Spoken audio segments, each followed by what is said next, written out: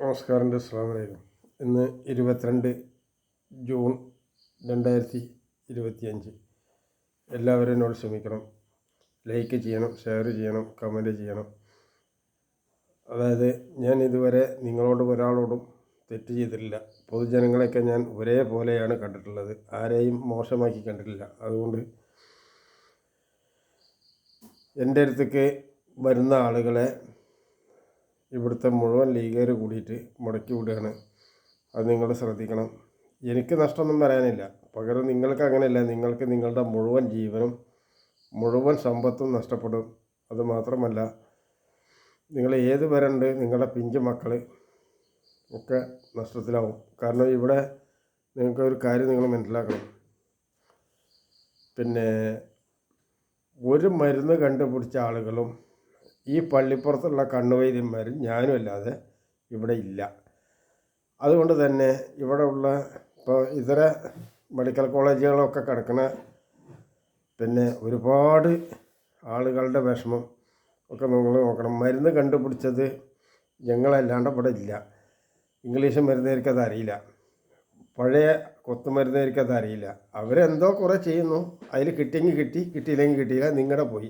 അതാണ് സംവിധാനം. അപ്പോൾ നിങ്ങൾ കണക്കാക്കണം. 5 ദിവസത്തിൽ നിങ്ങളുടെ രോഗം മാറിയിട്ടില്ലെങ്കിൽ, 5 ദിവസം മരുന്നിൽ നിങ്ങളുടെ രോഗം മാറിയിട്ടില്ലെങ്കിൽ നിങ്ങൾ അവർക്കെതിരെ കൺസ്യൂമർ കോർട്ടിൽ ന്യായമായിട്ട് കേസ് കൊടുക്കേണ്ടതാണ്.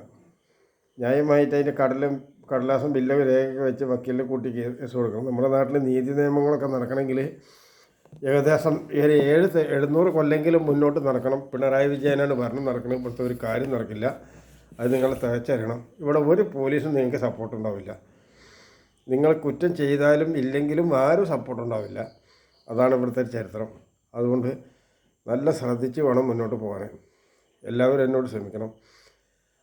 ഈ കരൾ രോഗം എന്ന് പറഞ്ഞത് ഏത് തരം ക്യാൻസറാണെങ്കിലും 5 ദിവസത്തെ മരുന്നിൽ എവൻ്റെ ആണെങ്കിലും മാറിക്കിട്ടും. 10 ദിവസത്തിനാണ് ഞാൻ എടുക്കുന്നത് കേട്ടോ. പക്ഷേ ഇവിടേക്ക് വരുന്ന വഴികൾ കംപ്ലീറ്റ് ഇവിടുത്തെ ഓട്ടോറിക്ഷക്കാർ, അതുപോലെ പിന്നെ നമ്മുടെ നാട്ടിലെ മുസ്ലിം ലീഗുകാർ, CPM, ചില കോൺഗ്രസ്സുകാർ, ചില CPMകാരൊക്കെ മനഃപൂർവ്വം കരുതി കൂട്ടി ചെയ്യുന്നതാണ്. അവരുടെ കാര്യങ്ങളൊക്കെ നിങ്ങൾ നോക്കിയാലേ അറിയാം. പിന്നെ പല ഭാഗങ്ങളും നിങ്ങൾ നോക്കിയാൽ അറിയാം. ഈ നാട്ടിലെ മുഴുവൻ ഉദ്യോഗസ്ഥന്മാരും വളരെ മോശമുള്ളവരാണ്. അതിൽ ഏറ്റവും കൂടുതൽ റവന്യൂ ഉദ്യോഗസ്ഥർ. ഇവിടെ ഇപ്പോൾ കുറച്ച് നല്ല ഉദ്യോഗസ്ഥരാണെന്ന് പറയാൻ കുറച്ച് ഫയർഫോഴ്സുകാരും ഒരു 30% പോലീസുകാരും ഉണ്ട്. അവർക്ക് ശമ്പളം കിട്ടുന്നുണ്ട്, പിന്നെ എന്തെങ്കിലും ആയിക്കോട്ടെ എന്ന് വിചാരിച്ച് പോവുകയാണ്. കേരളത്തിലെ മുഖ്യമന്ത്രി നിങ്ങളുടെ ഒരു കേസ് കൊടുക്കില്ല, നിങ്ങളുടെ ഒരു പ്രശ്നവും അദ്ദേഹം പരിഗണിക്കില്ല.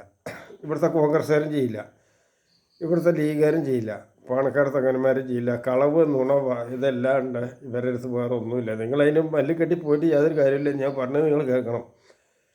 നിങ്ങൾ കൃത്യമായിട്ട് വരികയാണെങ്കിൽ നമുക്കതിൻ്റെ വശത്തേക്കും കാര്യത്തിലേക്കും കിടക്കാൻ സാധിക്കും. ഞാൻ ഈ കയ്യും കൊണ്ട് എന്താണ് ചെയ്തത് എന്ന് നിങ്ങൾ കണക്കൂട്ടണം. ആദ്യം വീടും പരിസരമൊക്കെ നിങ്ങൾ വെറുതെ ഒന്ന് കാണണം.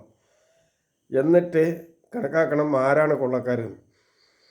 കാരണം മക്കയിലുള്ള ഉമർ ഖത്താബിൻ്റെ ചുറ്റുപാട് കൂടെയാണ് ഞാൻ ഇതുവരെ പോയിക്കൊണ്ടിരിക്കുന്നത്.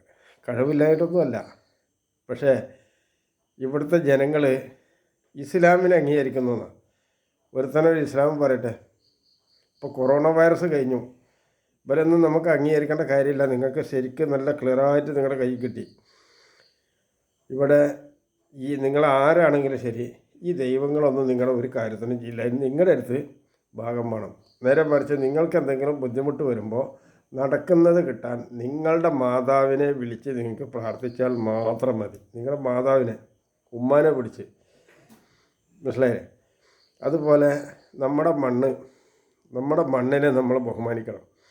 നമ്മൾ ചവിട്ടി നിൽക്കുന്ന മണ്ണ് നമ്മളെ സുജൂദ് ചെയ്യണവർ, അത് അഴുക്കൊന്നുമല്ല, മനസ്സിലായില്ലേ? അതുപോലെ മണ്ണിൽ കെട്ടി നിൽക്കുന്ന വെള്ളം കഴിച്ചാൽ നിങ്ങളുടെ അറ്റാക്ക് മാറിക്കിട്ടും. നിങ്ങൾക്ക് എത്ര പേർക്കറിയാം? അതേമാതിരി മൂത്രവും മലവും ഇഷ്ടം പോലെ പോകുന്ന സമ്പ്രദായവും. അപ്പോൾ ഇതൊക്കെ പ്രകൃതിയുടെ സത്യങ്ങളാണ്. അപ്പം മണ്ണിനെ പുച്ഛിച്ചിട്ട് നിങ്ങളാരും മോശം പറയരുത്. ഇതാണ് ഇന്ന് എനിക്ക് നിങ്ങളോട് പറയാനുള്ളത്. പിന്നെ നിങ്ങൾ കോൺഗ്രസ്സിനും ലീഗിനും CPMനും വോട്ട് ചെയ്യരുത്. അത് നിങ്ങളുടെ സുരക്ഷയ്ക്ക് വേണ്ടിയിട്ട് പറഞ്ഞാണ്.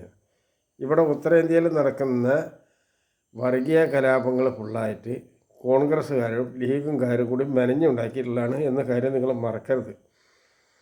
മനസ്സിലായില്ലേ? ഇവിടെ നമ്മുടെ നാട്ടിലുണ്ടായിരുന്ന ആംബുലൻസുകൾ ഓടുന്നത് ഫുള്ളായിട്ട് നിങ്ങളെപ്പോലുള്ളവരെ കൊല്ലാൻ വേണ്ടിയിട്ട് SDPIക്കാർ വാളും എടുത്ത് വിടുന്ന കൊലയാളികളാണ് അതിൻ്റെ ഉള്ളിൽ എന്ന് നിങ്ങൾ മനസ്സിലാക്കണം.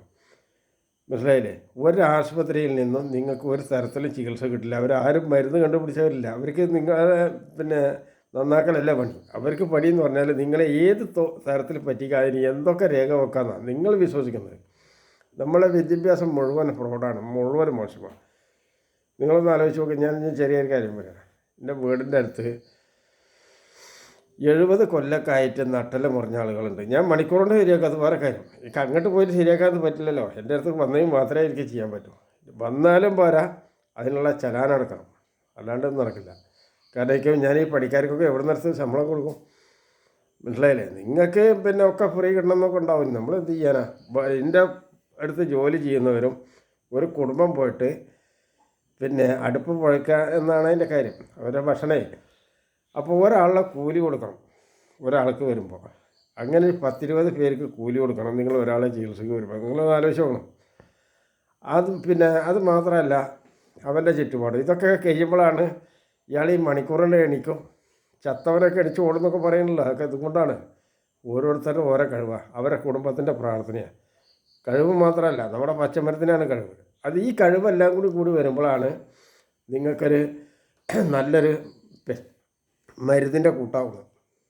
ഉള്ളതിന് മരുന്നിൻ്റെ കൂട്ടാവുന്നത് നിങ്ങൾ കഴിഞ്ഞ ദിവസങ്ങളിലൊക്കെ കണ്ടറിയാം. എൻ്റെ മുന്നിൽ ചത്തു എന്ന് പറഞ്ഞിട്ട് കെട്ടിപ്പോഞ്ഞിട്ട് 30 ഗവൺമെൻറ് മെഡിക്കൽ കോളേജുകളൊക്കെ ഉപ്പും സീലും വെച്ച പേപ്പർ എന്നിട്ട് ഞാൻ പുഷിച്ച് ഇരിക്കുന്നതൊക്കെ ഒരുപാട് ചെയ്തിട്ടുണ്ട്. ഇവിടെ ആളുകൾ പിന്നെ നമ്മുടെ നാട്ടിലെ മുസ്ലിം ആളുകൾ കംപ്ലീറ്റ് നുണ പറയുന്നതായത് കാരണം സത്യമൊന്നും ഒരിക്കലും പുറത്തേക്ക് വരില്ല.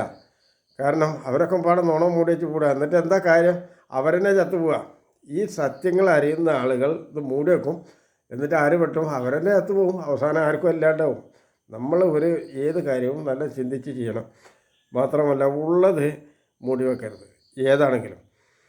പിന്നെ അയാൾക്ക് മാപ്പ് കൊടുക്കണമെങ്കിൽ കൊടുക്കാം. ചില തെറ്റ് ചെയ്തൊക്കെ ചിലർക്ക് നമുക്കിങ്ങനെ പറയേണ്ടി വരുമ്പോൾ മാപ്പ് കൊടുക്കണമെങ്കിൽ കൊടുക്കാം. പക്ഷെ അതതിൻ്റെ പക്ഷത്ത് കൂടെ വേണം പോകാൻ. മനസ്സിലായില്ലേ? പിന്നെ നമ്മൾ കുട്ടികളോട് പറയുകയാണെങ്കിൽ എനിക്കൊരു അബദ്ധം പറ്റിയിട്ടുണ്ട്, ഞാൻ ഇനി മേലിൽ ചെയ്യില്ല എന്ന് പറഞ്ഞാൽ തീർച്ചയായിട്ടും മാപ്പ് കൊടുക്കണം. കൊടുത്തേ പറ്റൂ. അല്ലെങ്കിൽ നമ്മളാരുമല്ല. അങ്ങനെ ചെയ്തിട്ടില്ലെങ്കിൽ നമ്മളാരുമല്ല. അതാണ് ഏറ്റവും വലിയ അത്ഭുതം. മനസ്സിലായില്ലേ? അപ്പോൾ അതെല്ലാവരും ചിന്തിക്കുക. പിന്നെ ഒരു ദിവസം കൊണ്ട് എത്ര വലിയ ക്യാൻസറും എത്ര വലിയ വേദനയും മാറ്റാൻ എനിക്ക് സാധിക്കും. 5 ദിവസത്തെ മരുന്ന് ഞാൻ 10 ദിവസമാണ് എടുക്കുന്നത്. അത് ഭൂരിഭാഗത്തിനും 5 ദിവസം. ഇപ്പോൾ ഈ ഓട്ടിസം ബാധിച്ച കുട്ടികൾ, ഒരു സൈഡ് കുഴഞ്ഞവർ, അരഭാഗം തളർന്നവർ, ഇവരൊക്കെ നമുക്ക് ഈ 10 ദിവസം കൊണ്ട് ക്ലിയറായിട്ട് കൊണ്ടുവരാൻ സാധിക്കും. വളരെ ക്ലിയറായിട്ട് സാധിക്കും. നിങ്ങൾ നോക്കൂ, നിങ്ങൾ ഒന്നായിട്ട് പൈസ അടക്കേണ്ട. നിങ്ങൾ ഓരോ സാധനത്തിൻ്റെ അതിൻ്റെ പൈസ അടക്കുക. ഇപ്പം ഇന്ന് നിങ്ങൾ എന്താണോ ഇപ്പോൾ ഉപയോഗിക്കുന്നത് അതിൻ്റെ പൈസ അടക്കുക. വൈകുന്നേരത്ത് നിങ്ങളിതുപോലെ അടക്കുക. മനസ്സിലായില്ലേ? പിന്നെ ഇന്നത്തെ കഷായത്തിൻ്റെ ലെവലുണ്ട്, അത് നിങ്ങൾ അടക്ക്.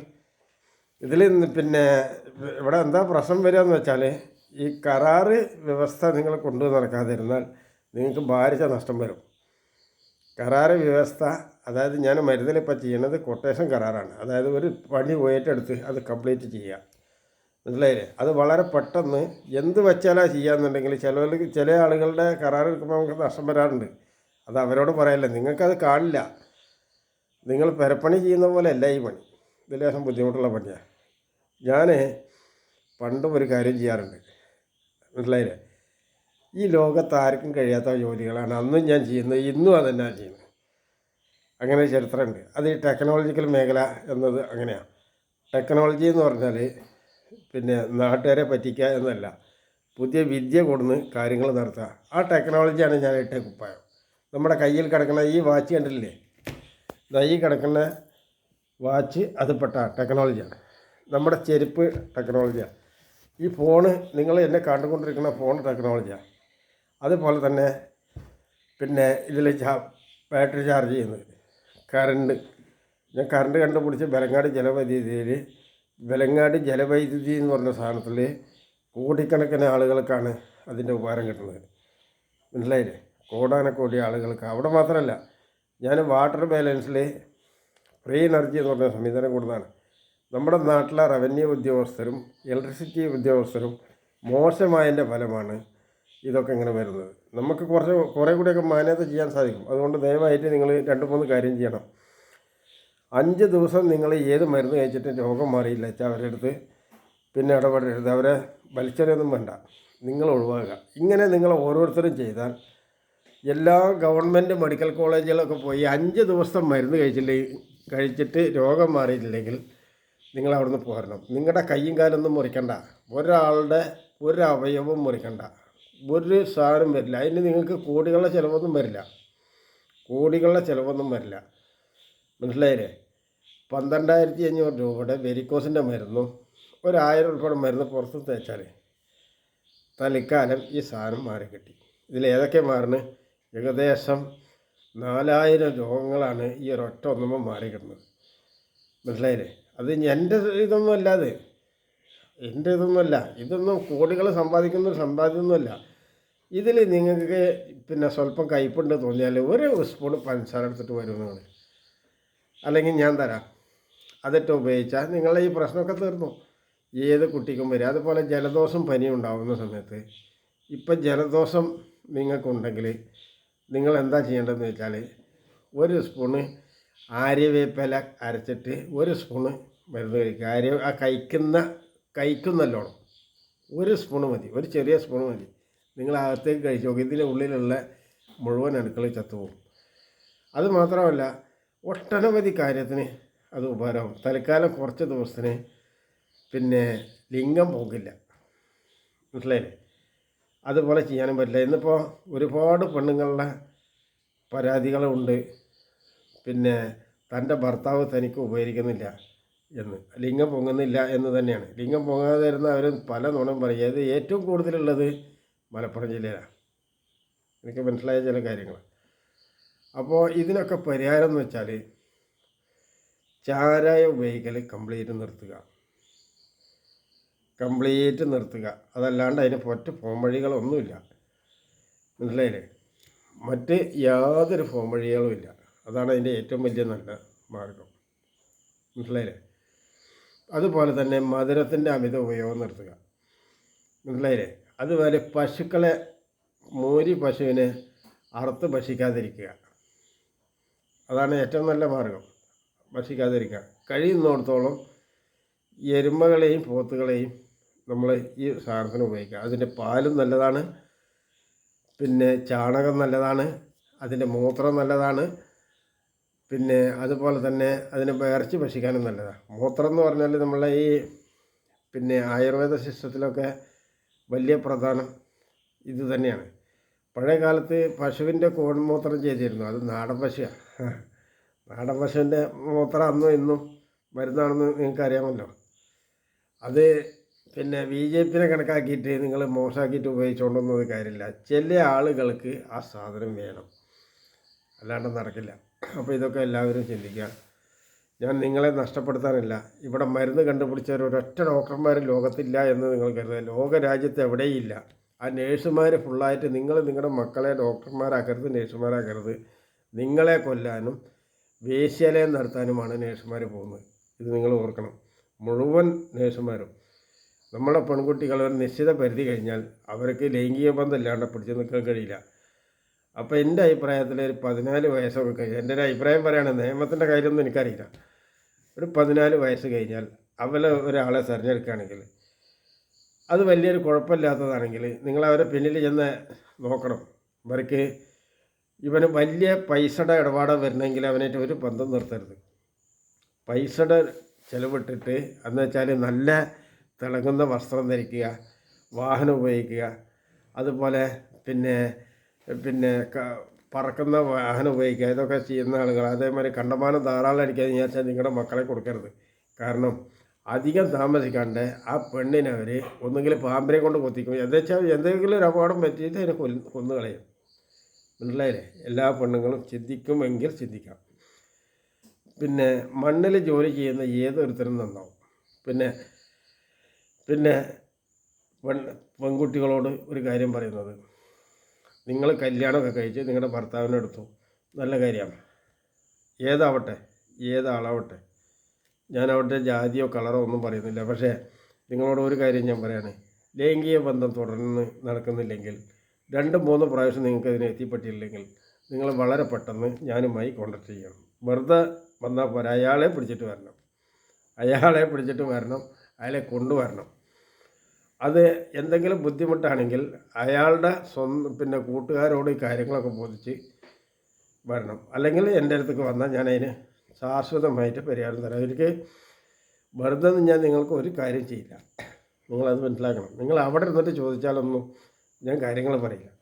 നിങ്ങൾക്ക് വരണമെങ്കിൽ ഇവിടെ വരിക, എന്തെങ്കിലുമൊക്കെ എനിക്കൊന്ന് കഴിക്കാൻ തരും, മനസ്സിലായില്ലേ? 30-35 കൊല്ലം 40 കൊല്ലം ഞാൻ പഠിച്ചുണ്ടാക്കിയത് നിങ്ങൾ ചോർന്നെടുത്തിട്ട് വെറുതെ നിങ്ങളെടുത്തിട്ട് പോകല്, അതാണ് മാത്രമേ പറയാനുള്ളത്. ഞാൻ കൂടല്ലൂർ, ആലഞ്ചോട്, പട്ടാമ്പി. അപ്പോൾ ഇനി ഓണം കഴിഞ്ഞിട്ട് പുതിയ ഇടപാടിലേക്ക് പോകണം എന്ന് ഉദ്ദേശിച്ചിട്ട് ചേട്ടക്കൂട്ട് കൂട്ടി വരുന്നുണ്ട്. ഒരുപാട് പേരമക്കളുണ്ട്. പേരമക്കളൊക്കെ നല്ല കോളേജിൽ പഠിച്ചിലൊക്കെ നല്ല ഇതിൽ വരുന്നുണ്ട്. നിങ്ങളുടെ വിദ്യാഭ്യാസം നിങ്ങളെ ആക്കില്ല, പക്ഷെ അത് ഞങ്ങളെപ്പോലുള്ളവരുടെ കയ്യിൽ കൂടെ വരികയാണെങ്കിൽ അത് കുറച്ച് നിങ്ങൾക്ക് പാകത്തിന് യൂസ് ചെയ്യാൻ സാധിക്കും. അതാണ് ഞാൻ ഇന്ന് ബോധിപ്പിക്കുന്നത്. അപ്പോൾ എനിക്ക് വേണ്ടി എല്ലാവരും പ്രാർത്ഥിക്കണം, എല്ലാ കാര്യങ്ങളും ചെയ്യണം, കഴിയുന്നത് സഹകരിക്കണം. അതേപോലെ എനിക്ക് പറയാനുള്ളത്, നമ്മുടെ മുഖ്യമന്ത്രി പിണറായി വിജയൻ നിങ്ങളുടെ നാട്ടിലെ ഏത് പഞ്ചായത്ത് മെമ്പറാണെങ്കിലും MLA ആണെങ്കിലും ബ്ലോക്ക് പഞ്ചായത്ത് മെമ്പറാണെങ്കിലും ആൾക്കൂട്ട വിചാരണ നിർബന്ധമാണ്. വിചാരണ ചെയ്യുമ്പോൾ 2-3 കാര്യങ്ങൾ ചെയ്യണം. നിങ്ങളുടെ അടുത്ത് ഇത് തരേണ്ടെന്ന് വിചാരിച്ച് ഒന്നാരും ചെയ്യരുത്. ഇവിടുത്തെ പോലീസാണെങ്കിലും നിങ്ങൾ പേടിക്കണ്ട, നിങ്ങളുടെ അടുത്ത് ന്യായമുണ്ടെങ്കിൽ പേടിക്കണ്ട. പക്ഷേ കൃത്യമായിട്ട് തെളിവില്ലാത്ത കാര്യത്തിന് നിങ്ങൾ ചിന്തിക്കരുത്. എനിക്കൊരു തെറ്റ് പറ്റിയിട്ടുണ്ടെന്ന് ഇവർ പറയാമെന്ന് വിചാരിച്ചാൽ തീർച്ചയായിട്ടും അയാൾക്ക് മാപ്പ് കൊടുക്കണം. ഒരു തെറ്റ് പറ്റിയിട്ടുണ്ട്, ഞാൻ നിങ്ങളോട് മാപ്പ് പറഞ്ഞു എന്ന് പറഞ്ഞാൽ തീർച്ചയായിട്ടും കൊടുക്കണം, അതിന് കാര്യമുണ്ട്. അയാൾ ഒരിക്കലും തെറ്റ് ചെയ്യില്ല. അതുപോലെ മുഖ്യമന്ത്രി പിണറായി വിജയനെയും പരസ്യ വിചാരണ ചെയ്യണം. കാരണം ഈ നാട്ടിലെ ഒരു കാര്യവും ഇയാൾ ചെയ്തിട്ടില്ല. എന്നുവെച്ചാൽ ഒരു മുഖ്യമന്ത്രി എന്ന നിലയ്ക്ക് നാട്ടിലെ പൊതുജനങ്ങളുടെ കംപ്ലയിൻറ്റ്, പോലീസ് കംപ്ലയിൻറ്റ്, ഒരു ആളുടെ കംപ്ലയിൻറ്റും പരിഗണിച്ചിട്ടില്ല. ഒരു പോലീസുകാരും ജോലി ചെയ്യുന്നില്ല. അത് മുഴുവൻ പോലീസുകാരെ കുറ്റമായിട്ട് പറയാൻ പറ്റില്ല.